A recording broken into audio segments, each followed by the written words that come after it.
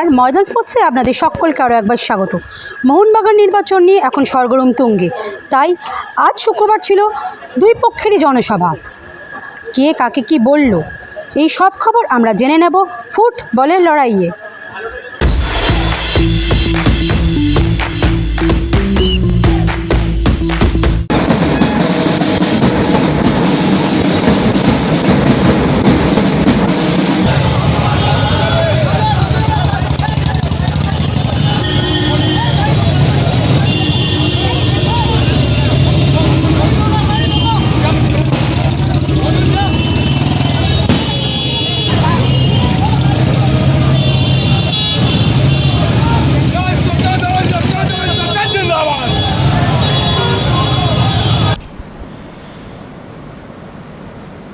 হঠাৎ করে দেখলে আপনার মনে হতেই পারে বিজয় মিছিল। শুক্রবার সন্ধ্যায় কয়েক মিনিটের জন্য স্তব্ধ হয়ে যায় জিটি রোডের যান চলাচল। তখন গোটা জিটি রোডের দখল নিয়ে ফেলেছে সবুজ মেরুনিরা। ফুটখোলা গাড়িতে চেপে বালির দেশবন্ধু ক্লাবে এলেন দেবাশিস দত্ত, প্রসূন বন্দ্যোপাধ্যায়রা। সামনের সিটে বসে সৌমিক বসু ওরফে টুবলাই, পিছনে কয়েকশো সবুজ মেরুন জনতা।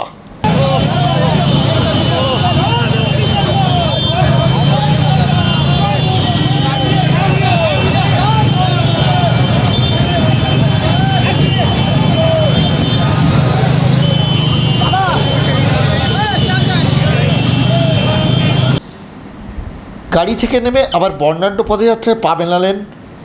ফাটল আতশবাজি, ব্যান্ড থেকে ঢাক সব বাজছিল।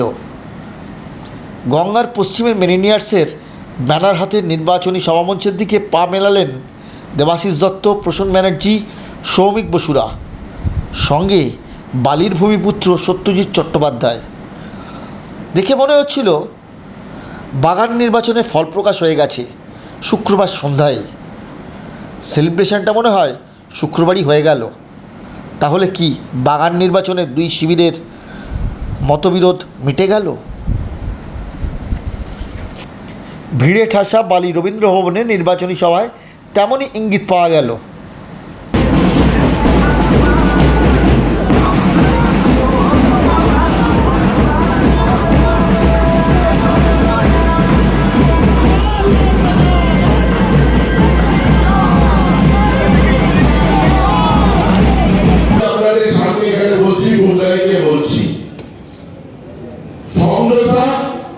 এই যেভাবে মোহনবাগানকে নিয়ে গালাগালি চলছে, আমি ডিরেকশন থেকে সরে দাঁড়াবো।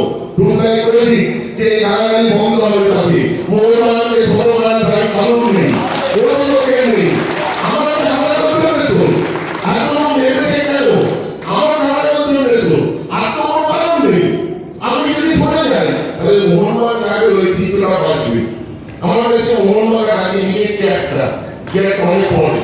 আমি কোথায় দায়িত্ব দিচ্ছি, তুমি যদি কালকে সেভাবে বলতে পারো যে তুমি সরে দাঁড়ালে গালাগালি বন্ধ হবে, আমি কালকে সরে দাঁড়াবো। কারণ মোহনবাগানকে রাস্তায় নামানো হচ্ছে, যেটা হতে পারে না, যেটা বন্ধ করতে হবে।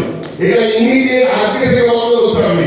যে আমি শুনলাম যে প্রাক্তন প্লেয়ার যারা বলেছে তাদেরকে যে মন্ত্র থেকে হোক, আমার মন্ত্রে থেকে যদি ভুল বলে বা অন্য কোনো মন্ত্র থেকে যদি ভুল বলে, তাদেরকে কিন্তু এই জায়গায় শিখিয়ে দিতে হবে যে মোহনবাগান ক্লাব কি।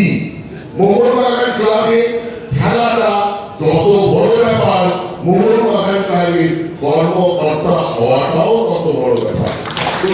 আমাকে হারানোর জন্য তো এই গালাগালি হচ্ছে। উদ্দেশ্যটা কি? দেবাশিস দত্তকে হারাতে হবে, তাতে মোহনবাগানকে রাস্তায় নামানো হচ্ছে। তার জন্য আমি সরতে রাজি আছি। দয়া করে মোহনবাগানকে রাস্তায় নামাবেন না। 3 বছরের জন্য সেরা টিম উঠে আসা উচিত। যে টিমটা আমরা যখন টিম বিল্ডিং করি, আমরা সেরা টিম বানানোর চেষ্টা করি, এটাও থেকেও যেন সেরা টিম উঠে আসে। সমঝোতার জন্য আগে প্রয়োজন দুই শিবিরের দুই মুখের মধ্যে মনের মিল। এমনটাই মনে করেন টুটু বসুর ছোট ছেলে সৌমিক অর্থাৎ টুবলাই।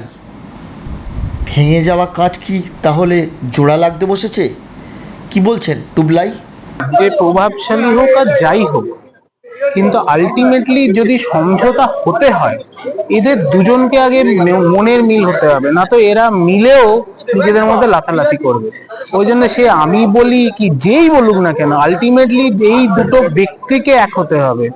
বরফ যে গলছে তা অনেকটাই পরিষ্কার হয়ে গেছে যখন বাগান সচিব দেবাশিস দত্ত বলেন, আমাদের মধ্যে মনের মিল নেই কে বলেছে? আজ কি তাহলে জোড়া লাগতে পারে? কি বলছেন ডিডি? ওর মতামত হয়েছে, ওর মনে হয়েছে যে সচিব হব। আমাদের যারা দল, আমার যারা টিম, যাদের সঙ্গে আমি এতদিন ধরে কাজ করছি, তারা মনে করেছে আমরা এত ভালো কাজ করেছি, আমাদের 3 বছরের জন্য আবার নির্বাচনে দাঁড়ানো উচিত এবং আমাকে সচিব তৈরি, ওরাই বলেছে সচিব হওয়ার জন্য। তো এটা তো ওদের মানসিক, ও মনে করেছে, আমি মনে করি তার সঙ্গে মনের মিল অমিলের তো কোনো জায়গা নেই। এটা কি ওর মনে হয়েছে আমি সচিব হব, আমার দল মনে করেছে যে আমি সচিব হব, তারপরে তো সিদ্ধান্ত নেবে সদস্যরা। কাজ কি এখন জোড়া লাগতে পারে? কাজ ভাঙলে তো জোড়া লাগবে। কাজ কি ভাঙেনি? তবে এত দুপক্ষের এত মিটিং আপনারা কার সঙ্গে কাকে নিয়ে আলোচনা করতে চান, সিঞ্জয় বোস না সবারকে নিয়ে? সিঞ্জয় বোস এবং দেবাশিস দত্ত। সে আমার জানা নেই যে কাজ ভেঙেছে। আর বাগান সচিবের সাথে আবার মঞ্চে প্রচারে সৌমিক। কয়েকদিন আগে টুটু বসু সাংবাদিক সম্মেলনে বলেছিলেন ভুল বুঝিয়ে সৌমিককে নাকি নিয়ে যাওয়া হয়েছিল প্রচারে। জবাবে দেবাশিসের সমর্থনে শুক্রবার আবার প্রচারে এসে কি বললেন সৌমিক ওরফে টুবলাই? এটা প্রচার, আমি এসছি মোহনবাগানের জন্য এসছি, এটাতে কোনো ভুল বুঝির ব্যাপার নেই। তো ঠিক আছে, এটা তো প্রচারটা তো আমরা হেলদি চাইছি। আমি যেটা আগেও বলেছি যে এই প্রচারটা মানে আজকে যদি আমরা সুস্থভাবে সবাই থাকি তাহলে এত প্রচার, এত নোংরামুক্ত দরকার হতো। শুধু এখানেই থেমে থাকেননি, বরং মোহনবাগান নির্বাচন নিয়ে যা হচ্ছে তাতে বিপক্ষের শিবিরের কয়েকজন যে ভাষায় আক্রমণ চালাচ্ছেন তাতে রেফারি থাকলে তাদের লাল কার্ড দেখাতো, এমনটাই বলছেন সৌমিক। যার লাল কার্ড দেখার যোগ্য সে লাল কার্ড দেখতো, যে যোগ্য নয় সে দেখতো না। সে তো দুপক্ষই বলছে, আমরা তো মোহনবাগানের ঐতিহ্যকে বাঁচাতে চাইছি। আমি তো মোহনবাগান নিয়ে বলছি, এই পক্ষ ও পক্ষ তো বলছি না। কিন্তু আমার মনে হয় না যে ও পক্ষতে যে ভাষা ইউজ করা আছে এ পক্ষতে অমনি কোনো ভাষা ইউজ করা হয়েছে স্টেজের ওপরে। শনিবার আড়িয়াদাহ দক্ষিণেশ্বর এবং বিরাটিতে সভা রয়েছে দেবাশিস দত্তদের। রবিবার প্রচার নেই, সোমবার মনোনয়ন জমা দেওয়ার শেষ দিন। তার আগে অঙ্ক মিলে যেতে বসেছে। বাগান নির্বাচনে রং এখন মিলেমিশে একাকার। তাই বাগান নির্বাচনে দুই শিবিরের মিলে যাওয়া এখন শুধু সময়ের অপেক্ষা।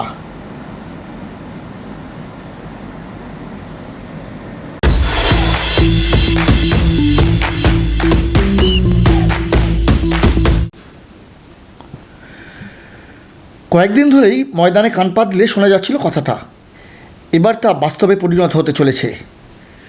রাজনৈতিক হস্তক্ষেপে মিটতে চলেছে বাগানের নির্বাচন যুদ্ধ। যদিও তার আগে প্রচার ছেড়ে মাঠ থেকে উঠে যায়নি বিরোধী শিবির। শুক্রবার দমদমের সুরের মাঠের কাছে রবীন্দ্র ভবনে নির্বাচনী বৈঠক সারলেন সঞ্জয় বসুরা। বাগান নির্বাচনে সমঝোতা নিয়ে দুই শিবিরের কথাও হয়েছে, তা স্বীকারও করে নিয়েছেন সচিব পদপ্রার্থী সঞ্জয় বসু। আমরা দেবাশিসদার মধ্যে কথা হয়েছে ডেফিনেটলি, কারণ আমাদের লড়াই, এবং আমরা অনেকদিন ধরে একসাথে ছিলাম। আমরা কিছুদিন ধরে কিছু সমস্যার জন্য আমরা আলাদা হয়েছি, সেখানে আমাদের কথা হয়েছে ডেফিনেটলি, আমি অস্বীকার করব না। কিন্তু এখনো কেউ রাজি হয়নি, মানে কি সমঝোতার তো কিছু শর্ত থাকে, তো দুটো পক্ষকে ইকুয়ালি এতে রাজি হতে হয়, সেটা এখনো হয়নি। সো আগামী দিনে যদি রাজি হয় আমরা এক থাকবো, বাকিরা অনেকেই আছে, তো প্রচুর লোক ফর্ম তুলেছে, সো তারা নমিনেশন দিক, ইলেকশন হোক। দুটো পক্ষে কথা হয়েছে, হতেই পারে যে আগামী দিনে যদি একটা সমঝোতাটা দুজনের মধ্যে আন্ডারস্ট্যান্ডিং করা যায় একটা ইলেকশানে, তবে সেটা এখনো হয়নি। কিন্তু যদি আজকে আমরা সমঝোতাও করি, অন্যদের হাতে তো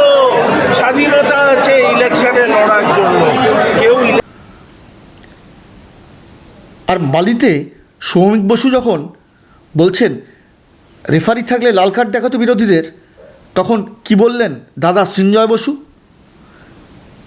আর শিলটনের গলাতেই বা কিশোর রেফারি কতক্ষণ দৌড়ায় আর কতক্ষণ কি এ করে আমি জানি না।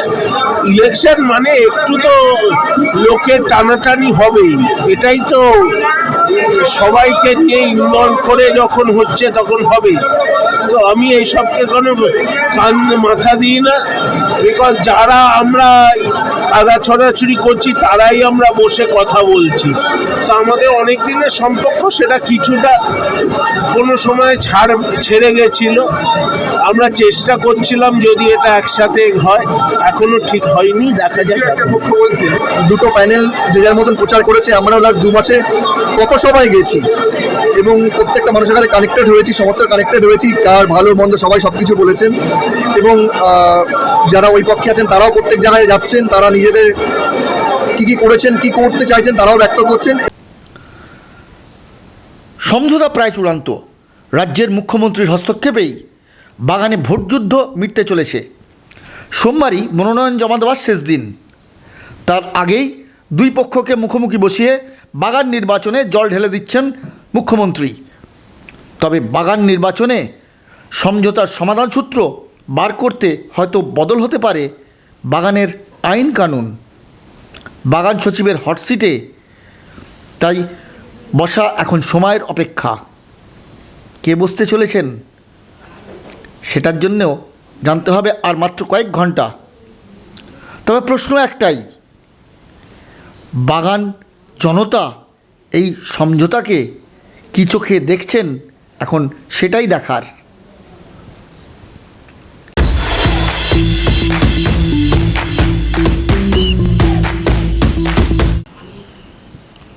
ভূমিপুত্রের সংখ্যা 5 থেকে বাড়িয়ে 6 করল আইএফএ। শুক্রবার সন্ধ্যায় রাজ্যের ক্রীড়ামন্ত্রীর পাঠানো চিঠির পরিপ্রেক্ষিতে প্রিমিয়ারের ক্লাবগুলির প্রতিনিধিদের সঙ্গে বৈঠকে বসছিলেন আইএফএ পদাধিকারীরা। সেখানেই ভূমিপুত্রের সংখ্যা 5 থেকে বাড়িয়ে 6 করা হয় বলে জানিয়েছেন আইএফএর সভাপতি অজিত বন্দ্যোপাধ্যায় ও সচিব Anirban Dutta. Government of West Bengal sports department থেকে চিঠি দিয়ে অনুরোধ করা হয়েছিল যে যদিও আইএফএ অটোনোমাস বডি, যদি বাংলা প্লেয়ারের সংখ্যা বাড়ানো যায়, সান অফ দ্য সয়েলের সংখ্যা বাড়ানো যায়, মন্ত্রীকে সম্মান জানাতে এবং স্পোর্টস ডিপার্টমেন্টকে সম্মান জানাতে তারা মেনে নিয়েছে যে 6টা রাজ্যের প্লেয়ার খেলবে, 5টা ভিন রাজ্যের প্লেয়ার, মিনিমাম 6টা ভূমিপুত্র। এক্ষুনি ক্লাবগুলো থেকে যা এক্ষুনি আমরা সবার কাছ থেকে শুনলাম, তাতে প্রত্যেকটা ক্লাব বলেছে ঠিক আছে, এটাই যখন বলেছে এটাই যেন স্ট্রিক্ট থাকা হয়, এর বাইরে যাবে না, এটা সব ক্লাবগুলোর মতামত আর কি। প্রিমিয়ারের লটারি নিয়ে সারদানের অভিযোগের উত্তরে কি বলছেন আইএফএ কর্তারা? একটা নতুন মোড়কে লটারিটা করা হয়েছে। এখানে কোনো ডিফাইন্ড রুল নেই যে একটাভাবেই করতে হবে। আমরা সব কার্ড শাফেল করে টেবিলের ওপর রেখে দিয়েছিলাম, শুধু 4টে টিমের কার্ড আলাদা রাখা ছিল, টপ 2 টিমস আর বাকি দুটো সাপোর্টার বেস ক্লাব। প্রথমে টপ 2 টিমস কার্ড গিয়েছিল, সেখান থেকে প্লেয়াররা বেছে নিয়েছিল যে গ্রুপ এ থেকে যাবে, গ্রুপ বি থেকে যাবে। তারপরে সাপোর্টার বেস ক্লাব যে দুটো, সেই দুটো কার্ড গিয়েছিল, তার থেকে প্লেয়াররাই বেছে নিয়েছিল, আমাদের ফর্মার প্লেয়াররা, যে কোনটা এই গ্রুপে যাবে, কোনটা বি গ্রুপে যাবে, এবং বাকি স্ট্যাক থেকে দুটো দুটো করে কার্ড পাঠানো হয়েছে এবং সেইভাবে কার্ড তুলেছে। এই আইনটা আমায় দেখাতে পারলে খুব ভালো হয় যে কোথায় পট থেকেই করতে হবে লেখা আছে। কারণ যদি বাড়িতে হাঁড়ি করাই না থাকে তাহলে তারা লটারি করতে পারবে না। আপনার সমস্ত বড় সব সেলিব্রিটি প্লেয়াররা ছিল, তারা সবাই অ্যাপ্রিসিয়েট করেছে এবং সবথেকে বড় কথা হলো প্রোগ্রামটা লাইভ হয়েছে, এত মানুষ দেখেছে। ম্যাচ কমিয়ে এবার পুজোর আগেই লিগ শেষ করতে মরিয়া আইএফএ।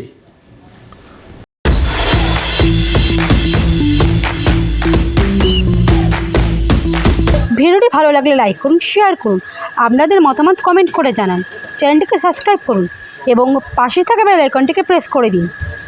দেখা হবে আবার পরের ভিডিও।